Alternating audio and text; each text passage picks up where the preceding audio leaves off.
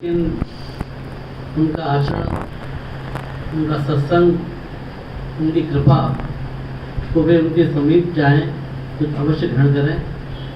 और जब भी किसी संत महापुरुषों के पास जाएं उस समय उनके समीप जाने पर अपना कुल, अपना घमंड, अपना पराक्रम, अपना शौर्य इसको बिल्कुल बाहर उतार करके एक दीन भाव से उनके पास जाएं और उनकी कृपा को ग्रहण करें।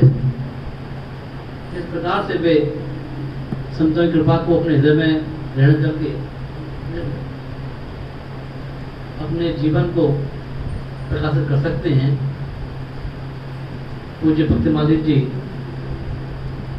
हमारे एक सुमेरु के रूप में सदैव हमारा पाथेय प्रदर्शन करते रहेंगे, ऐसा उद्बोधन हमें सुनने को मिला पूज्य सुदामा कोटि के महर्षि महाराज से। मेरा इसी क्रम में सुदामा कोटि से पधारे हुए महन जी महाराज के शरण निवेदन कि वे भी अपने भावांजलि सिंधु पतितानां पावनेभ्यो वैष्णवेभ्यो नमो नमः। भक्त भक्ति भगवंत गुरु चतुरनाम बपुए, इनके पदवंदन किए नासहि विघ्न हमें। श्री वृंदावन बिहारी लाल की जय। पूज्य श्री भक्तमाली जी महाराज की जय। पूज्य महाराज जी के वार्षिक महामहोत्सव की जय। आज की इस सभा की अध्यक्षता करते हुए पूज्य श्री चैतन्य कोटि वाले महाराज जी, विराजमान श्री सुदामा कोटि के श्री महंत जी महाराज एवं भगवत कथा के रसरसिक समस्त श्रोतावृंद, भक्तिमती माताएं, पूज्य श्री भक्तमाली जी महाराज जी का यह वार्षिक उत्सव सभी को विदित है, लेकिन इस वैश्विक महामारी के कारण सरकार की कुछ नियमावली के अनुसार उत्सव का जो स्वरूप है वह भले ही छोटा है, लेकिन जो उपस्थित हुए हैं शरीर से तो हुए हैं, और जो शरीर से नहीं उपस्थित हैं तो उनके मन में जगह यही निश्चित है। वो मन से यहाँ उपस्थित है, भले ही परिस्थितियों के कारण शरीर से नहीं आ सके, लेकिन वो मन से यही उपस्थित है। पूज्य श्री महाराज जी का जो जीवन है वह एक, जिस तरह से श्रीमद् भागवत में कहा गया है, श्री सुदामा जी के लिए विरक्त इंद्रियार्थेषु, भले ही श्री सुदामा जी एक सदगृहस्थ रहते हुए भी विरक्त इंद्रियार्थेषु, श्री सुखदेव जी परिचय देते हैं विरक्त इंद्रियार्थेषु, जो इंद्रियों से विरक्त है। विरक्त तो वास्तविक विरक्त वही है जो अपनी इंद्रियों से विरक्त हो, शरीर से विरक्त हो, लेकिन इंद्रियां विरक्त ना हो तो वह विरक्ता किस काम की, इंद्रियों से विरक्त हो। इसी तरह से पूज्य श्री भक्तमाली जी महाराज अपनी समस्त इंद्रियों से विरक्त महापुरुष रहे, और श्रीमद् भागवत महापुराण के एकादश स्कंध में स्वयं भगवान कहते हैं अपने प्रिय सखा श्री उद्धव जी से कि हम महापुरुषों के, जो संत महापुरुष हैं, उनके चरणों की धूल हमेशा उठा करके नित्य उनकी चरणों की धूल का स्मरण करते हैं, नित्य ही उनकी चरणों की धूल को हम अपने सिर पर धारण करते हैं। तो नित्य ही चरणों की धूल क्यों सिर पर धारण करते हैं? तो भगवान ने कहा मुझ में दोष है। अब भगवान में दोष, यह तो एक बहुत बड़ी बात है। जिनके लिए जैसे कि हम गंगा स्नान करके आए और पूजा के लिए बैठे, तो सबसे पहले हम गंगा स्नान करके आए हैं, पवित्र होकर के आए हैं, लेकिन उसके लिए भी पूजा में बैठे तो हम अपवित्रा पवित्रो सर्वावस्थान होते थे। वह स्मृत पुंडरीकाक्षम सा आप जानता ना सोचे। उन्हीं भगवान पुंडरीकाक्ष के नाम से हमारी शुद्धि भीतर और बाहर की होती है। और वो भगवान कहते हैं कि मुझ में दोष है, मुझ में एक अपावनता है। तो क्या अपावनता है? तो भगवान कहते हैं मुझ में अपावनता है कि भक्त के लिए तो मैं अकेला हूं। भक्तिमती मीरा कहती हैं कि मेरे तो गिरधर गोपाल, और आगे कहते दूसरों न कोई। लोग इस बात को तो कहते हैं कि मेरे तो गिरधर गोपाल, लेकिन दूसरों न कोई, यह पंक्ति उनके जीवन में नहीं उतरती है। वाणी से तो कह सकते हैं, लेकिन जीवन में नहीं उतरती है। श्री मीरा जी के जीवन में आया कि दूसरों न कोई, दूसरा कोई नहीं। भले ही संसार है, लेकिन वह हृदय में नहीं है। बाहर भले ही संसार रहा हो, लेकिन हृदय में नहीं रखा। हृदय में तो ठाकुर को रखा है, कुंज बिहारी लाल को। ठाकुर जी कहते हैं, भगवान कहते हैं कि मुझ में यही दोष है कि मैं ये नहीं कह सकता हूँ कि मेरे तो सबसे बड़ा दोष है, और इसी दोष की शुद्धि के लिए हम भक्त के चरण की रज से अपने आप को पावन करता हूँ। और जब भक्त की चरणों की रज को हम अपने सिर पर धारण करता हूँ तो उससे मैं पवित्र होता हूँ। यानी भक्त में यह दोष जो मेरे अंदर है भक्त के प्रति, उस दोष से मेरी निवृत्ति हो जाती है, मैं पावन होता हूँ। तो भगवान कहते हैं कि मैं अपनी पवित्रता के लिए भक्तों की चरणों की धूल को अपने सिर पर धारण करता हूँ, लेकिन इस बात को चरितार्थ करके भक्तमाल में ही दिखाया। भक्तमाल में ऐसे चरित्र हैं जिन चरित्रों के माध्यम से भगवान ने यह चरितार्थ करके दिखाया है। पुरी के भक्त के लिए चरित्र आता है भक्तमाल जी में कि एक वृद्ध ब्राह्मण, एक युवक ब्राह्मण गरीब परिवार से था, और जो वृद्ध ब्राह्मण थे वह धनिक थे। उत्तराखंड की यात्रा, बद्रीनाथ की यात्रा के लिए चले, तो युवक ब्राह्मण से कहा कि भाई पैसा मैं लगा दूंगा तुम्हारा, और हमारा सामान सब लेकर के चलो। आजकल की व्यवस्थाएं पहले नहीं थी कि लॉज वगैरह हो, यहाँ से पहुँचते ही वहाँ से रूम खुल जाएगा, सब साधन मिल जाएंगे। पहले तो खाने पीने का भी सामान बांध करके ले जाना पड़ता था। ये सब बांध करके ले जाते, भार बहुत होता।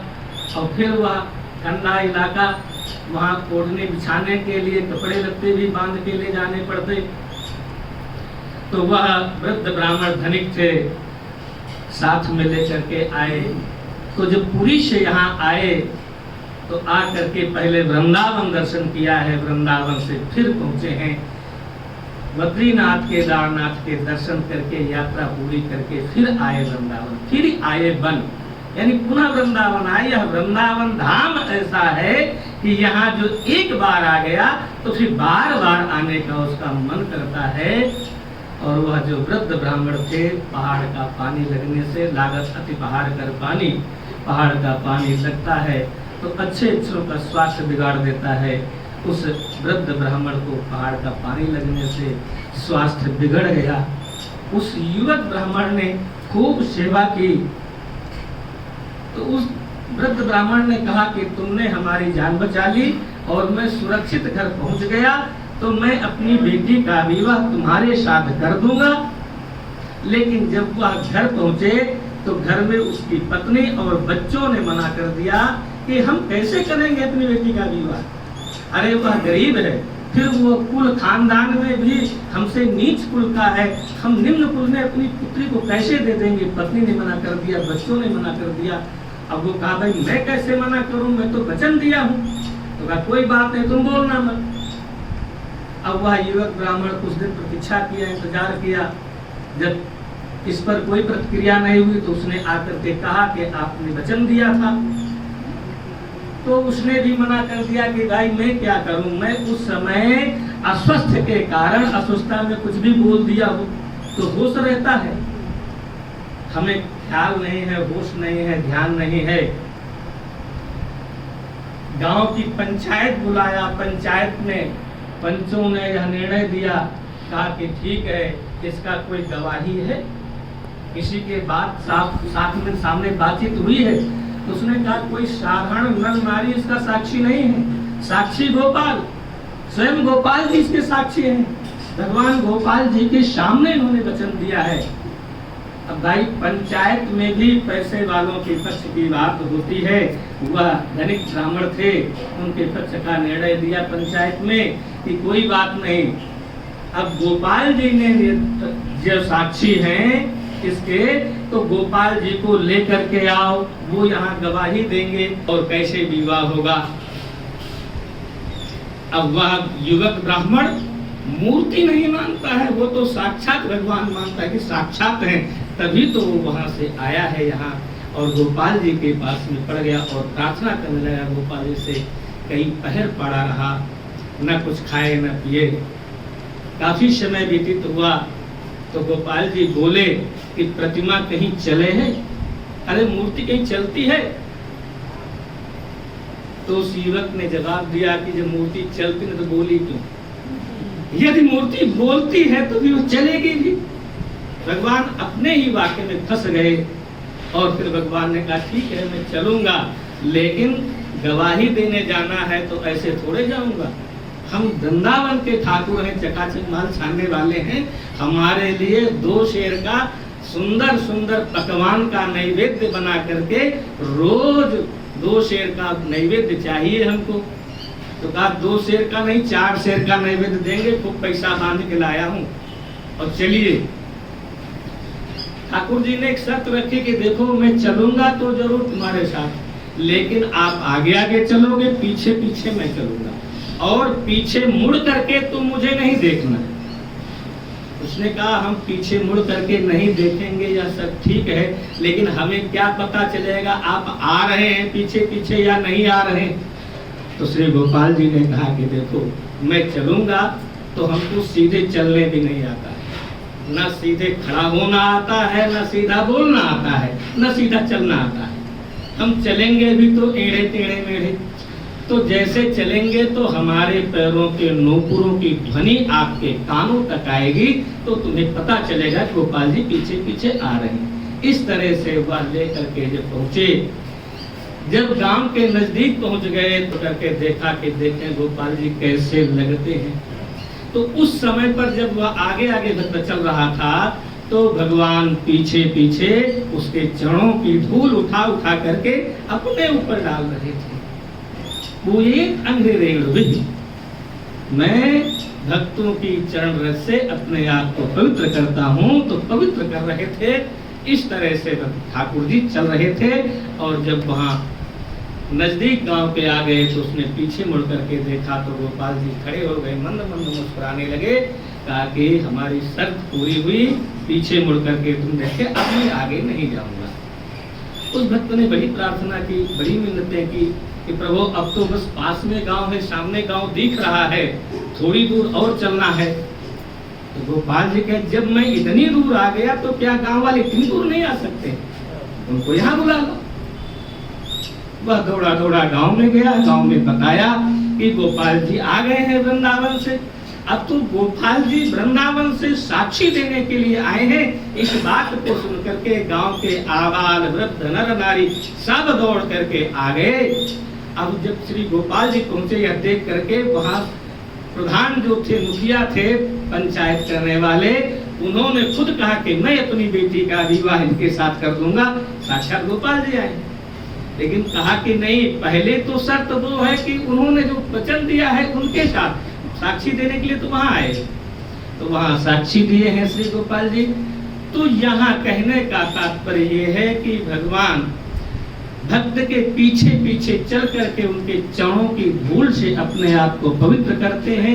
इस बात को श्रीमद् भागवत में भगवान कहते हैं, लेकिन वहां पूरा नहीं किया है, पूरा तो भक्तमाल में किया है। बिना भक्तमाल भक्ति रूप अति दूर है, बिना भक्तमाल के भक्ति का स्वरूप और भागवत ये बहुत दूर है। भागवत को समझने के लिए भक्तमाल बहुत आवश्यक है। इस तरह से पूज्य श्री भक्तमाली जी महाराज का जो जीवन है वह एक महापुरुषों का जीवन है। इनके जीवन की शैली के विषय में कुछ कहना, इनका जीवन ही एक महापुरुष है। अपनी वाणी को ही विराम देते हैं। बोलिए श्री वृंदावन बिहारी लाल की जय। पूज्य श्री भक्तमाली जी महाराज की जय। पूज्य श्री महाराज जी के वार्षिक महामहोत्सव की जय।